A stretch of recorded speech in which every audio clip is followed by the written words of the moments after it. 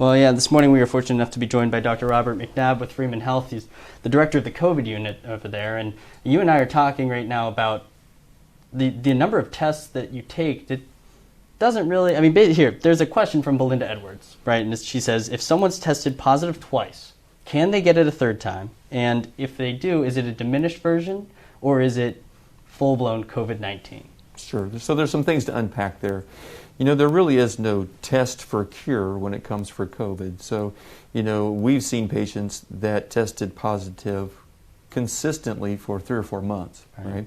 And so we know that you can still shed viral particles. Whether those are infectious particles or not is hard to determine. So you can be continuously positive but not be infectious. So that's the first thing, is once you've had one positive COVID test, you've had COVID, and further testing's not going to be of use to you. Right. But to get to Belinda's real question is once I've been infected, can I be infected again? And I think that there's much to learn about that. Yeah. There is some evidence that suggests that over time the immunity is not permanent, and that after you've gotten over that infection, you probably do have some immunity, but that may wane over time. Right. You know, and so that's a real concern. So when we're seeing people that actually do look like they have had a reinfection, you know, it's happening 4 or 5 months after their initial infection, and it could be because their immune system response is just waning over time.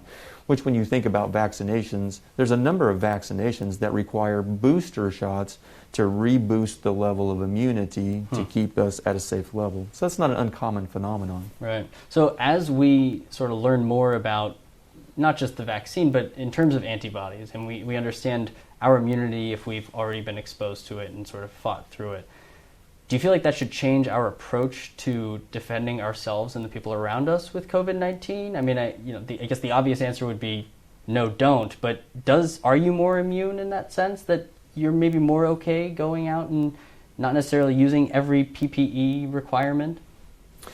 So I don't think that that's a safe strategy. Yeah. You know, I think that a good analogy that I would throw back at you is saying, well, why do my kids need to wear seatbelts? I'm an excellent driver. Right.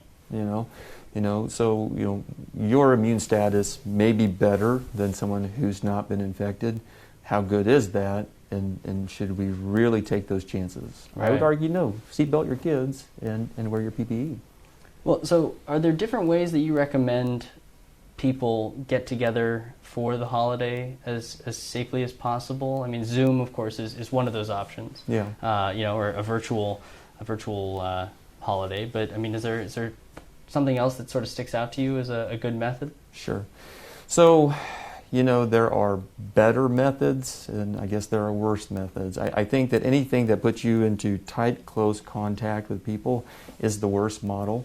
So, you know, if you said, look, I'm going to rent a really large hall, and, you know, my 12 or 15 family members are going to all be, 7 or 8 feet apart. One of my resident physicians had a wedding recently, and, they deliberately pulled the tables all very socially distanced away from each other, and all the seats were socially distanced away from each other, and people wore their masks most of the time, and, they tried very hard to follow those guidelines and still be in proximity with the people that they love. It's a special event, a holiday, a wedding, things like that. I will say that when I hear things like we do it outside, I think, how could you have Thanksgiving or Christmas outside? Right. That sounds like pneumonia to me. So I don't think that that's a good option. Yeah. Well, I want to continue our conversation about this, because clearly there's more points with that. So we're having this conversation on Facebook as well. You can join us over there if you have questions for us. For Dr. McNabb, I'm not qualified to answer any of these. But what we can do is continue this conversation. So we will do that, and we'll be right back on the KOA Morning News on Fox 14 right after this.